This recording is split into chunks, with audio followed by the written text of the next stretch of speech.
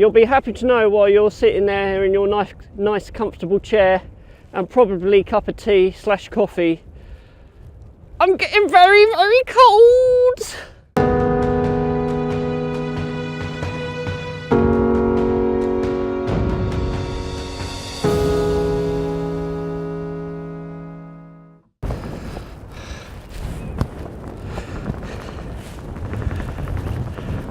As you can probably tell, the weather is not nice. I am at the nature reserve in the Isle of Sheppey. I've never been here before and I'm surprised how open and expansive this area is. There's hardly any trees, it's just open, and then you've got the river running by here, you've got a load of industry on the other side. It's really overcast, as you can see, and windy and cold, and I've got a cold, but we're going to take advantage of this situation and use it to push through the boundaries of expecting nice light. I'm going to try and use this bad conditions to try and create hopefully a nice picture. Yeah, let's go.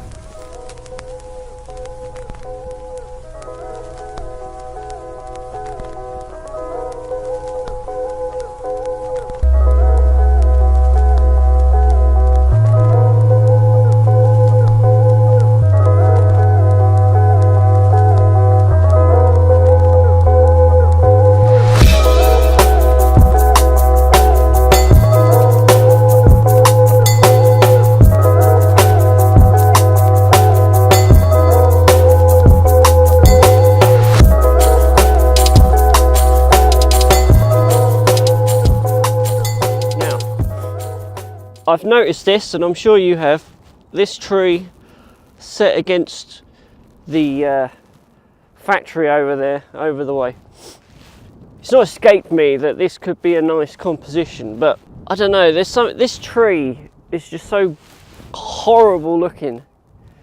You know, it's just bare bones and with a few little tiny red berries on it, and to me it just does not look an appealing something I want to take a picture of. If it was nice willow or a nice oak or something, yeah, maybe we could work with that, but this tree here, personally I just don't like it. No!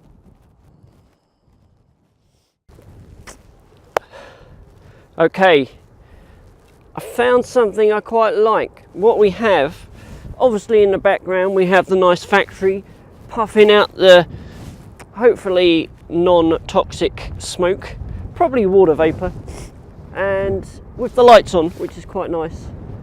I say nice, the dramatic, the underwhelming overcast sky with an interesting band of colour kind of subtly behind it on the horizon there, and then in front of us we've got this old dock that's kind of falling apart in the water there. So what I'm thinking is, one of the things that you can help make a picture more interesting, especially when you've got grey overcast skies, are long exposures. Plus combine that with the fact that you want a nice long exposure for the ripply water, so you can make it nice and smooth, ice-like. It's a good combination. So I'm going to set up here and shoot. So annoying, these batteries, they don't last long. I mean, I've got a load of them, but I don't know if I accidentally leave the camera on or the switch gets knocked easy, I don't know, but they're always dead when I come to use them. Okay, I've moved back a little bit further.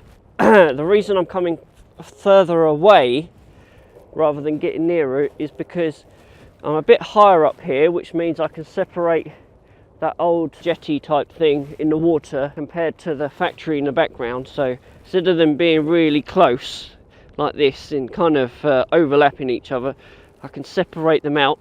Also, I like the kind of the compression you get using the 70 to 200.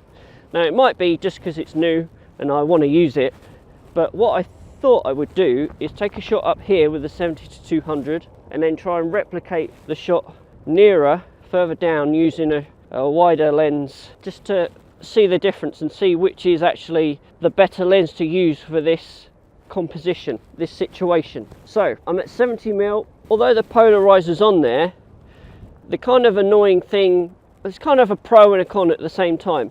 With the Nissi system, the polarizer, you pretty much always keep it on because it's in the like connecting ring for the filter holder.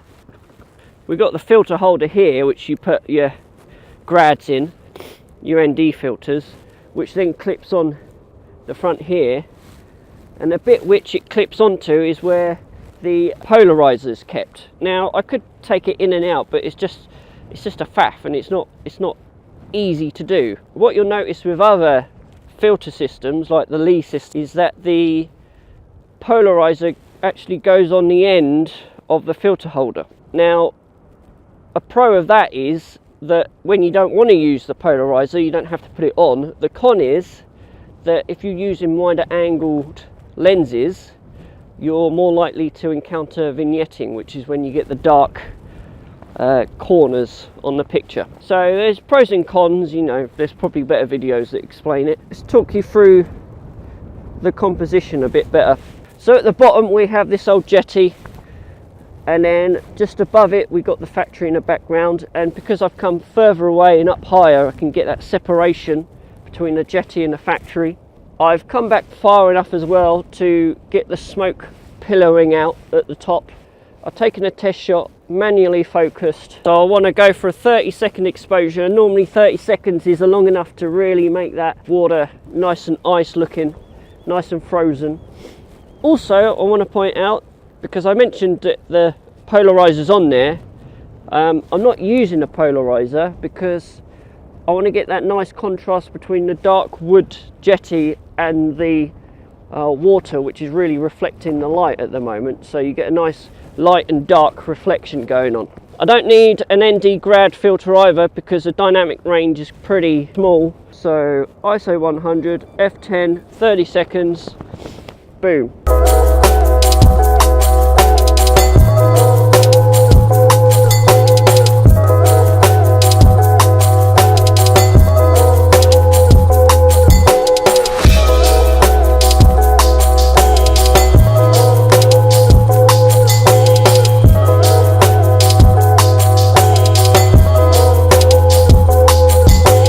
Right, got that one done. I'm going to get nearer, use a different lens and see what difference that makes.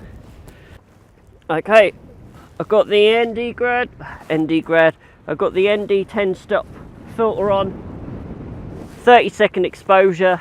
The problem though is because of this wind buffeting the camera, I don't know if I'll be able to do a 30-second exposure, a sharp one anyway.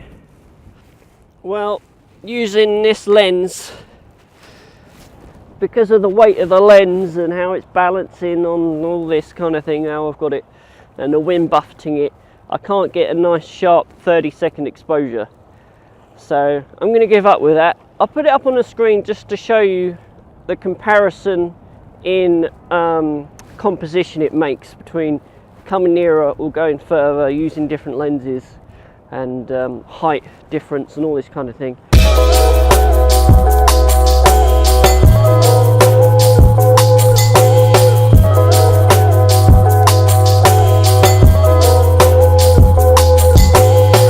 But one more shot I want to do is right down here on the little beach. Is it a little beach? I don't know. We've got some really nice seaweed and it's nice and dark, and I feel like that would make a really nice foreground composition. So I'm going to whack out another lens, the 12mm, my famous Samyang 12mm. Probably go portrait because that's my favourite composition, and get the seaweed here looking up towards the factory. Maybe a long exposure, we'll see. Probably a long exposure.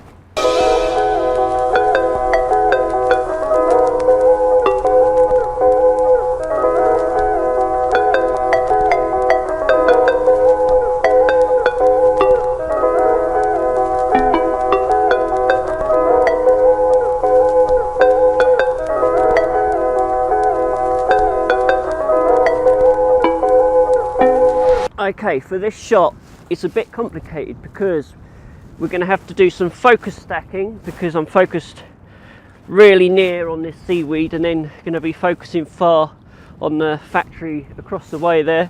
I'm also doing long exposures, so I have to do, you know, get the exposure right and the timing and everything. So it's a bit more complicated what's going on here.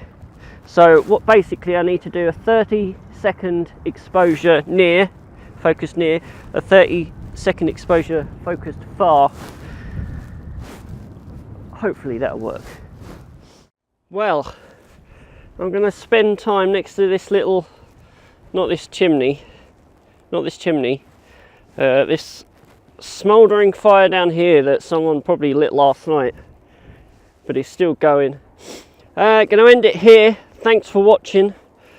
Thanks for watching me get cold and try and take pictures in this gloomy weather. Hopefully there's something that can be had even on these grey days, even if it's for your enjoyment watching me freeze. Give me a subscribe, give me a woohoo, give us a comment down below. What's your favourite thing to do when it's overcast and just how you get around it? Thumbs up, all that. Thank you very much. Ciao for now.